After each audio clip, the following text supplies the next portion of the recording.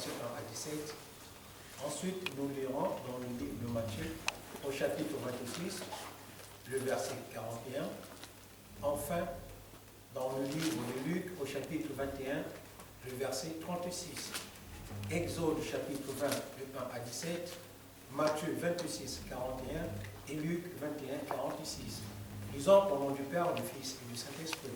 Alors Dieu prononça toutes ces paroles en disant: Je suis l'Éternel, ton Dieu, qui t'ai fait sortir du pays d'Égypte, de la maison de servitude.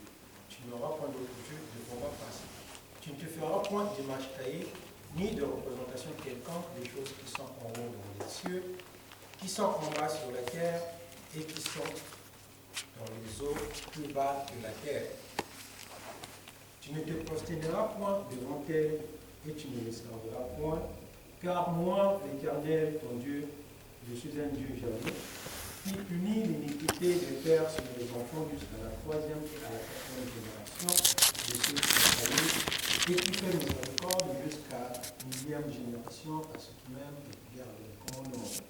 Tu ne prendras point le nom de l'Éternel, ton Dieu, en vain, car l'Éternel ne laissera point impuni celui qui prendra son nom en vain. Souviens-toi du jour du repos pour le sanctifier. Tu travailleras 6 jours et tu feras tout ton ouvrage. Mais le 7e jour est le jour du repos de l'Éternel, ton Dieu. Tu ne feras aucun ouvrage, ni toi, ni ton fils, ni ta fille, ni ton serviteur, ni ta servante, ni ton bétail, ni l'étranger qui est dans tes portes. Car en 6 jours, l'Éternel a fait les cieux, la terre, la mer et tout ce qui est contenu, et il s'est reposé le 7e jour. C'est pourquoi l'Éternel a mis le jour du repos et l'a sanctifié. Honore ton père et ta mère, afin que tes jours se prolongent dans le pays que l'Éternel ton Dieu te donne. Tu ne tueras point, tu ne commettras point d'adultère, tu ne déroberas point, tu ne porteras point le faux témoignage contre ton prochain, tu ne convoiteras point la maison de ton prochain, tu ne convoiteras point la femme de ton prochain, ni son serviteur, ni sa servante, ni son bœuf, ni son âne, et aucune chose qui appartienne à ton prochain. Nous passons à Matthieu 26, 41. Veillez et priez afin que vous ne tombiez pas dans la tentation. L'esprit est bien disposé, mais la chair est faible. Enfin, dans Luc 21, 36.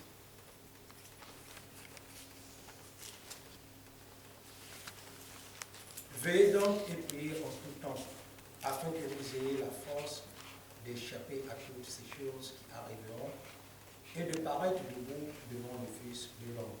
Au nom du Père, du Fils et du Saint-Esprit. Amen. Prions. On va commencer et on va appeler. Tata Simon qui m'a dit qu'il faut mettre mon temps. Là, on a mis tout mon petit niveau que les léons qui va. Pour parler au tout venu, le gars pour lui tout. Béléné tout ça tout. On va en vie. Toucher le vaquet au plus que j'ai nous toujours là la soirée. Il y a une obligation, il y a un tout pour tout là et toujours pour soi. Une fois de plus, nous tombons monsieur l'homme possible que toujours là. Il faut la tiare mon maman pour nous voir dans la bonne petite là, pas pour ma somme. Mon nom sur le long, on a déjà m'occuper de travail là-bas. Des camps d'Amiani, avant mon même, quand on peut plus la transformer. De façon que mon maman qui m'a tout comme moi même m'a tout pas comme la tête maillot.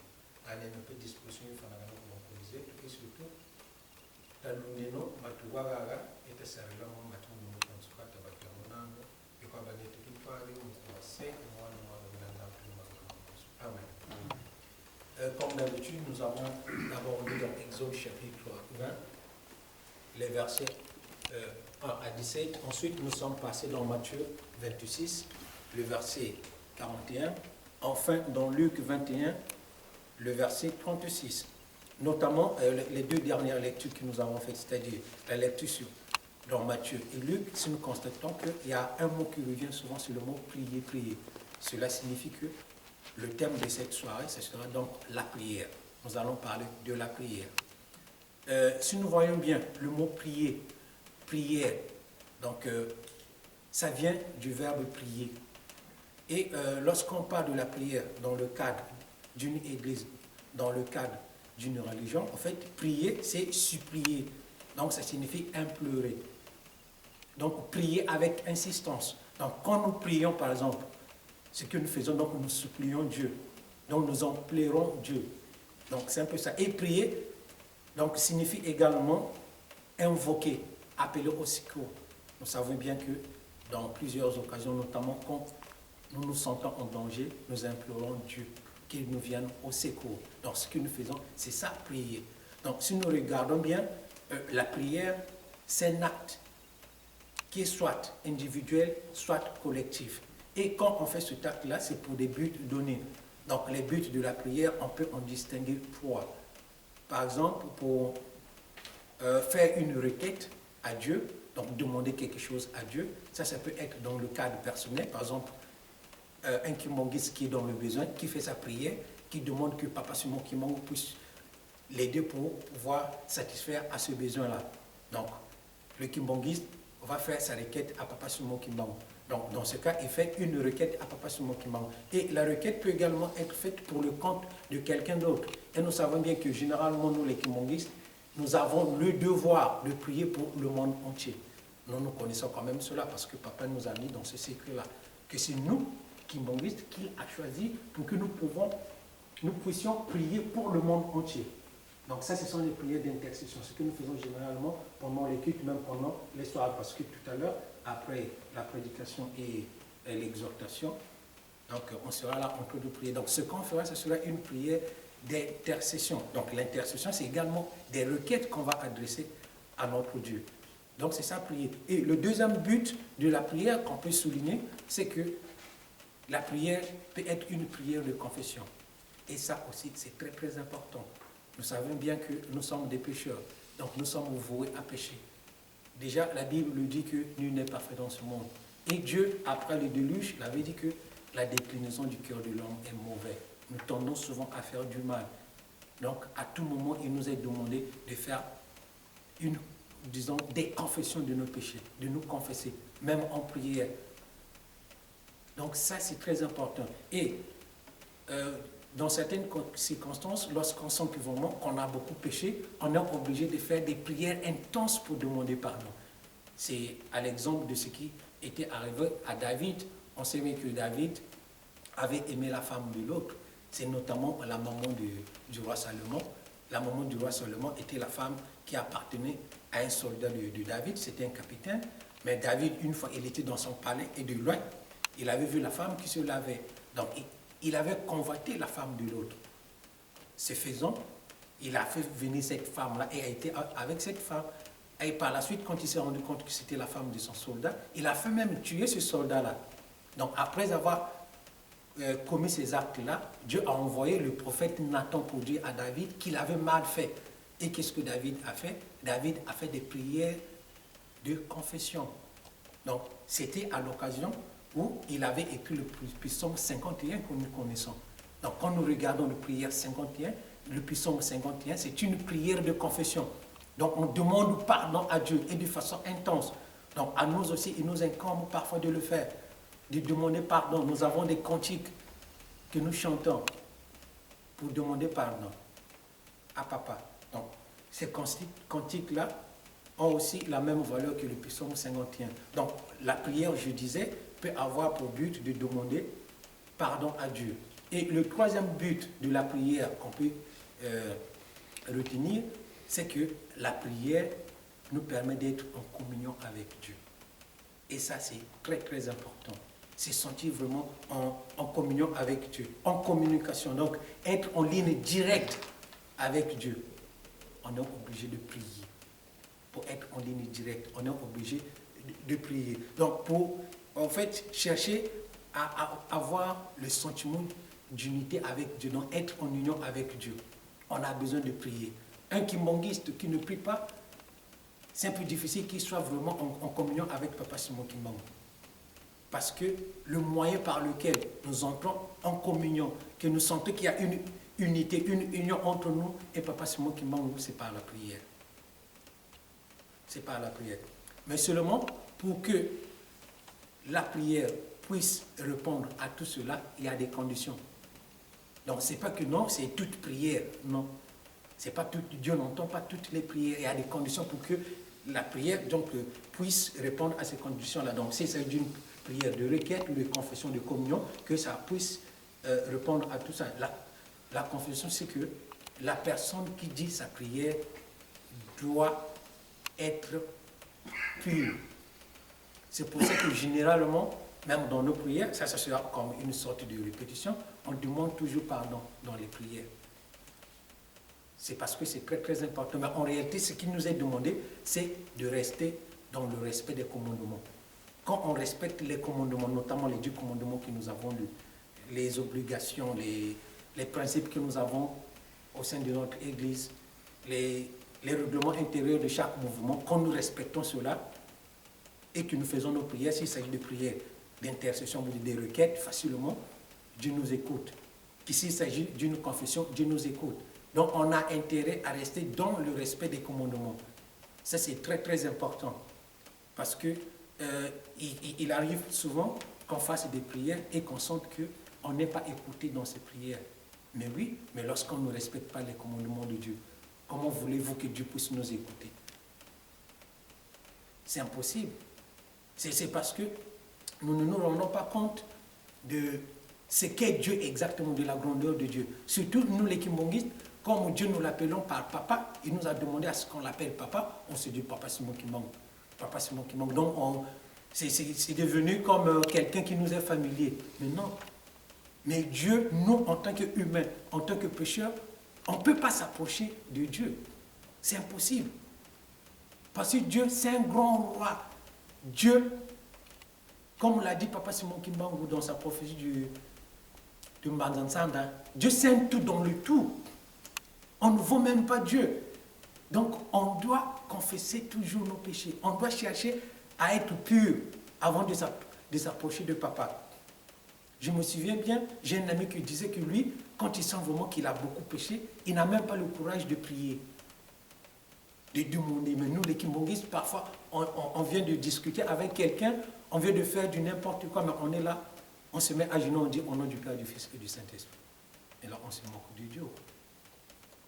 C'est très, très important qu'on soit dans le respect des commandements. Et surtout, en ces temps-ci, parce que si j'ai pris le thème la prière, c'est parce que voici 2 semaines, Papa a beaucoup insisté sur ça. Il a demandé à ce que nous soyons vraiment concentrés dans la prière. Et quand il nous demande ça, cela signifie qu'on est aussi, nous sommes aussi obligés de respecter les commandements. Parce que si on veut vraiment être en communion, parce que Papa, on nous demande d'être concentrés dans la prière, c'est principalement pour être en communion avec lui. Pour qu'on puisse produire le sentiment d'unité avec lui.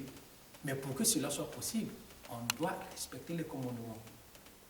On doit éviter de prononcer le nom de Papa n'importe comment. On doit s'arranger à se comporter comme des bons kimbongistes. Et nous remarquerons que une fois que la prière est faite par quelqu'un qui marche dans le respect des commandements de Dieu, ou en aimant quelqu'un qui respecte la trilogie, c'est-à-dire qui a l'amour, qui respecte les commandements et fait l'œuvre de Dieu, la prière va produire, dans le cas présent, ce que nous avons lu dans Matthieu 26, 41, qui dit que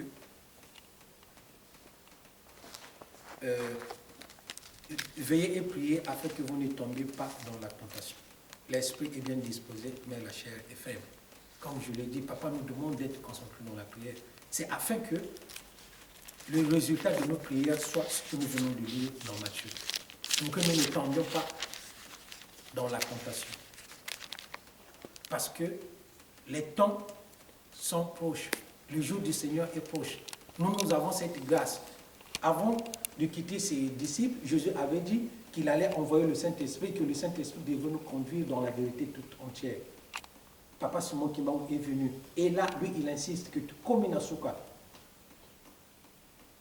Donc, confessons-nous et restons concentrés dans la prière, de façon que nos prières puissent produire ces effets-là, qu'on ne puisse plus tomber. Parce qu'une fois qu'on aura confessé nos péchés, mais si on tombe encore dans les péchés, ça ne sera pas bien. Mais si on fait un effort et qu'en priant, on n'arrive pas à tomber, ça serait vraiment une très bonne chose. Donc là, on aura produit le résultat, ou bien on aura atteint le résultat espéré que papa attend de nous. C'est ça. Qu'on ne tombe pas, qu'on reste ferme. Et dans Luc, lui, il dit que veillez donc et priez en tout temps, afin que vous ayez la force d'échapper à toutes ces choses qui arriveront, et de paraître debout devant le Fils de l'homme. Toutes ces choses qui arriveront. Nous, les kimongistes, nous le savons. Et non seulement nous, les kimongistes, parce que Jésus, avant de partir, il avait prédit cela. Ça, on le retrouve dans Matthieu 24. Dans Matthieu 24, Jésus a donné en quelque sorte une feuille de route. Donc, une chronologie des choses qui vont arriver. Il dit qu'au départ, il y aura des guerres. Une nation se lèvera contre une nation. Il a parlé de tout ça. Et ça, ce sont des choses que nous voyons. Bon, ce n'est pas que maintenant que nous le voyons, mais c'est depuis un certain temps. Mais sauf que, lorsqu'on lit Matthieu 24, à partir du verset 15, on constate que là, Jésus dit, « Mais lorsque vous verrez l'abomination du dévastateur dans le lieu saint, et ça c'est un signe avant-coureur, l'abomination du dévastateur, nous le connaissons, parce que le lieu saint, c'est Nkamba. Nous savons ce qui se passe en Nkamba. Nkamba n'est plus respecté. C'est comme il est dit dans Ésaïe, Sion est souillé. On sait bien ce qui se passe en Nkamba. Et nous savons bien que si l'église kimongiste n'était pas l'église du Saint-Esprit, peut-être que l'église n'existerait plus. C'est ça l'abomination du dévastateur. Et Jésus dit, quand vous le verrez, faites attention. Parce que des choses graves arriveront. Des choses qui ne se sont jamais produites depuis que le monde existe. Et qui ne se produiront plus jamais. Donc ici, on nous dit que si on prie beaucoup, on aura la force de résister à ces choses-là. Donc, pour tout ce qui va arriver, si on veut bien avoir la force, c'est de beaucoup prier. Si papa insiste à ce qu'on prie beaucoup, c'est pour ça. Parce que ce sont des choses qui ne se sont jamais passées. Ici, par exemple, en Europe où nous sommes, on a l'habitude de manger. On mange chaque jour, on mange. Mais imaginez-vous que s'il arrivait qu'il n'y ait plus de quoi manger dans le monde, qu'on fasse 2 semaines sans manger. Mais en priant, on aura la force de résister 2 semaines sans manger. Papa nous a dit qu'on va repartir à pied. Pour avoir la force de repartir à pied, il faut beaucoup prier. Il y a encore beaucoup d'autres choses qui vont arriver. Les choses dont on parlait, les papas, ils ont même dit qu'il y aura des êtres qui vont apparaître, qui auront des grosses têtes. Que quand ces êtres-là vont apparaître, que certains tomberont. Si tu ris, ça serait un problème. Donc pour avoir la capacité de ne pas rire, il faut beaucoup prier. Papa a dit qu'il arrivera un moment où il y aura comme l'enlèvement. Tu penses à quelqu'un qui n'a pas été enlevé, toi aussi, tu disparais. Donc pour avoir cette capacité de ne pas penser à une personne qui n'a pas été enlevée, il faut beaucoup prier. Les satellites vont tomber du ciel. Donc pour avoir la force de résister à tout ce qui va arriver, on est appelé à prier et à beaucoup prier. Nous les kimbongistes, nous avons nos heures de prière. 3 heures du matin, 6 heures, 10 heures, midi, 15 heures, 18 heures, 22 heures, minuit. Donc on est appelé à prier. Qu'on soit seul ou en groupe, c'est très important. Papa a insisté sur ça, les bécos. On doit être là pendant les bécos pour beaucoup prier. Nous savons bien qu'ici, les papas, nous avons les bécos les vendredis. Mais malheureusement, nous ne venons pas au béco. Là, papa insiste qu'on doit beaucoup prier. On doit être au béco. À la maison, on peut prier, c'est bien. Mais papa insiste qu'il faut aussi aller au béco. Les mamans, nous savons que les mamans ont leur béco les mardis. Les mamans ont déjà prié. Elles ont déjà fait cet effort-là. Mais nous, les papas, de ce côté, vraiment, ça ne va pas. Maintenant que nous savons que papa insiste à ce qu'on doit beaucoup prier, faisons vraiment cet effort-là de venir. Et nous savons bien que, par exemple, pour nous les kimbongistes de la paroisse de Lumière, la prière, ce n'est pas que seulement pour ça, mais nous avons aussi un projet. Et nous connaissons la valeur spirituelle de ce projet-là. Donc, en principe, on a intérêt à beaucoup prier. Ce n'est pas pour rien que papa pasteur insiste à ce qu'il y ait les bécos. C'est pour qu'on puisse aller en avant, on puisse réussir. Parce que c'est un défi. Ce n'est pas facile de réussir ce que nous voulons faire. Donc c'est ça, cher papa, chère maman, ce soir, ce que nous avions à nous partager, c'était ça, sur la prière. On doit savoir que la prière demande à ce qu'on soit propre. On vit vraiment dans le respect de la trilogie. Et quand on prie, Dieu nous écoute.